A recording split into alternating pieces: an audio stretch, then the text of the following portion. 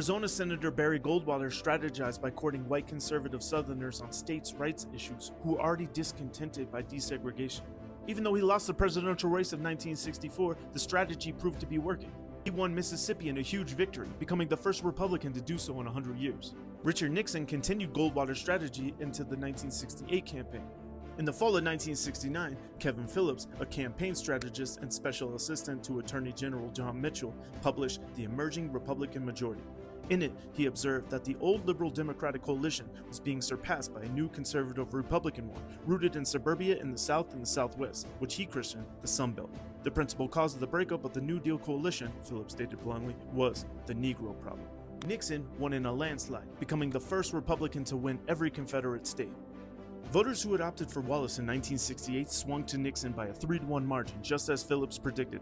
In many ways, the Republican and Democratic parties are exchanging their historic roles and constituencies, he said.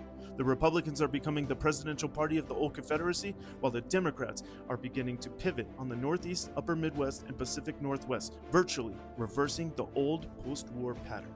Lee Atwater, a political strategist, continued the strategy under Reagan, helping significantly flip conservative evangelicals from Democratic to Republican. These conservative Christians predominantly reside in the southern states, the old Democratic stomping ground. Atwater was famously recorded admitting that his contributions to the Reagan campaign used the southern strategy.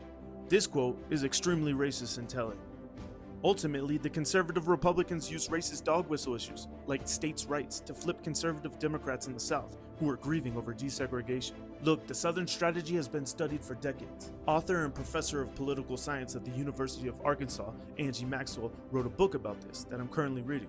This was a decades-long strategy to exploit white grievances about race and anxieties over feminism, and align the conservative and Christian South with the Republican Party. The final point I'm going to make is very simple. Strip away party names, Republican and Democrat, and label the groups with ideology, conservative and liberal. The South has been consistently ideologically conservative. Take the KKK sentiment from Nick Cannon. They flew Confederate flags during their resurgence in the 1920s. And that same flag is flown by conservatives in the South today. Party names don't mean shit. What is important is ideology.